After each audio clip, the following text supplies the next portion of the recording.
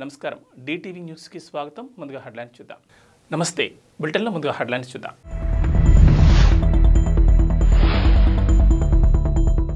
good news త్వరలో పట్టాలెక్కనున్న Moulali hitech city MMTS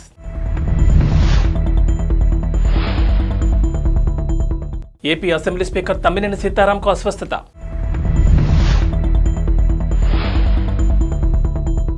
Chandrababu ఆదేశాన్ని శిరసా వహిస్తా కేసినేని నాని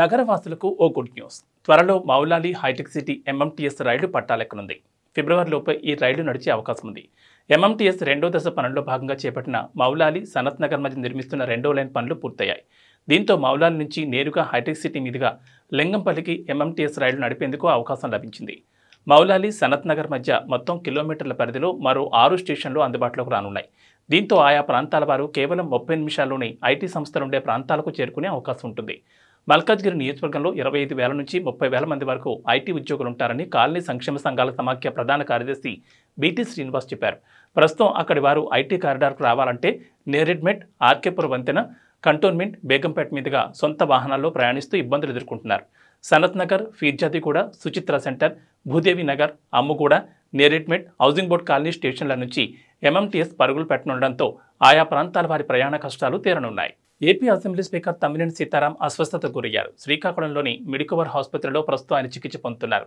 గురువారం రాత్రి నీరసంగా ఉన్న ఆయనను కుటుంబ సభ్యులు ఆసుపత్రికి తరలించారు కార్డియాలజిస్ట్ బుడుమూరు అన్నాజీరావు ఫిజిషియన్ వేణుగోపాలరావు పలు వైద్య పరీక్షలు చేశారు ఆయన స్వల్ప అస్వస్థతకు గురయ్యారని ఆందోళన చెందాల్సిన అవసరం లేదని చెప్పారు ఒకరోజు పర్యవేక్షణలో ఉంచి తర్వాత డిశ్చార్జ్ చేస్తామని తెలిపారు వచ్చే ఎన్నికల్లో విజయవాడ ఎంపీ టికెట్ వేరే వ్యక్తికి ఇవ్వాలని టీడీపీ నిర్ణయించడంపై ప్రస్తుత ఎంపీ కేసినేని నాని స్పందించారు పార్టీ అధినేత చంద్రబాబు నిర్ణయాన్ని శిరసా వహిస్తానని చెప్పారు ఈ మేరకు ఆయన సోషల్ మీడియా వేదికగా స్పందించారు అందరికీ నమస్కారం గురువారం సాయంత్రం చంద్రబాబు ఆదేశాల మేరకు మాజీ మంత్రి ఆలపాటి రాజా ఎన్టీఆర్ జిల్లా టీడీపీ అధ్యక్షుడు నెట్టెం రఘురాం మాజీ ఎంపీ కొనకళ నారాయణ నన్ను కలిశారు ఈ నెల 7న తిరువూరులో జరిగే సభకు వేరే వారిని ఇన్ఛార్జిగా నియమించినందున ఆ విషయంలో నన్ను కలగజేసుకోవద్దని చంద్రబాబు చెప్పినట్లు వారు తెలిపారు రానున్న ఎన్నికల్లో విజయవాడ లోక్సభ అభ్యర్థిగా నా స్థానంలో వేరే వారికి అవకాశం ఇవ్వాలనుకుంటున్నారని పార్టీ వ్యవహారాల్లో ఎక్కువగా జోక్యం చేసుకోవద్దని చంద్రబాబు ఆదేశించినట్లు తెలిపారు అధినేత ఆజ్ఞలు తూచా తప్పకుండా శిరసా వహిస్తానని నేను వారికి హామీ ఇచ్చానని కేసినేని నాని పేర్కొన్నారు నెల్లూరు జిల్లా కొడవలూరు మండలం రేగడి చెలిక సమీపంలో ఉపాధ్యాయ ఎమ్మెల్సీ పర్వతరెడ్డి చంద్రశేఖర్ రెడ్డి ప్రయాణిస్తున్న కారు రోడ్డు ప్రమాదానికి గురైంది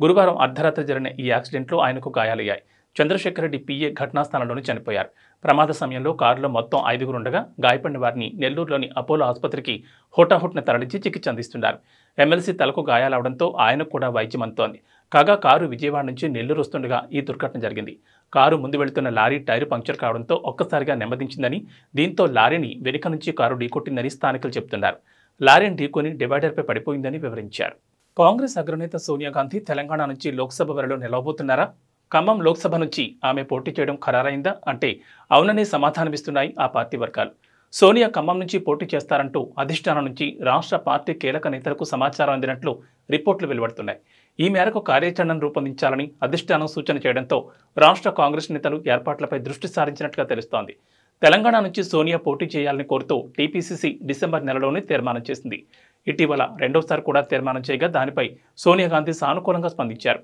గతంలోనే సూత్రప్రాయ అంగీకారం తెలిపినప్పటికీ ఎక్కడి నుంచి పోటీ చేస్తారనేది తాజాగా క్లారిటీ వచ్చింది సోనియా తెలంగాణలో పోటీ చేస్తే ఇటు ఆంధ్రప్రదేశ్ కర్ణాటక వంటి దక్షిణాది రాష్ట్రాల్లో కూడా సానుకూల ఫలితాలు వస్తాయని కాంగ్రెస్ పార్టీ వర్గాలు లెక్కలు వేస్తున్నాయి జనసేనాని పవన్ కళ్యాణ్ కాపు నేతలకు బహిరంగ లేఖ రాశారు వైసీపీకి ఓటమి కళ్లదిటే కనిపిస్తోందని అందుకే కొందరు కాపు పెద్దలను రెచ్చగొడుతోందని ఆరోపించారు నేను గౌరవించే కాపు పెద్దలు నన్ను తిట్టినా దీవెనలుగా భావిస్తానని తెలిపారు నన్నెంతగా దూషించినా వారికి జనసేన పార్టీ వాకిలు తెరిచే ఉంటుందని పవన్ కళ్యాణ్ స్పష్టం చేశారు కాపులకు రిజర్వేషన్ ఇచ్చేది లేదని ఖరాఖండిగా చెప్పి కాపులనే పావులుగా వాడుకునే వ్యక్తిని ముందుగా ప్రశ్నించాలని పేర్కొన్నారు కుట్రలు కుయుక్తులతో అల్లిన వైసీపీ వలలో చిక్కుకోవద్దని కాపు పెద్దలకు నా విన్నపం అంటూ పవన్ తన లేఖలో పేర్కొన్నారు రానున్న ఎన్నికల్లో వైసీపీ ఓటమి అనివార్యం ఏపీ ప్రజలు తాము వైసీపీని సాగనంపుతున్నామని సర్వేల ద్వారా వెల్లడిస్తూనే ఉన్నారు ఇలాంటి పరిస్థితుల్లో అన్ని సామాజిక వర్గాల్లోనూ నిర్దిష్టమైన శాతం కాపు సామాజిక వర్గంలో బలమైన శాతం జనసేనకు అండగా ఉండడం వైసీపీ జీర్ణించుకోలేకపోతోంది ఈ క్రమంలోనే కులపరమైన అస్త్రాన్ని ప్రయోగిస్తోంది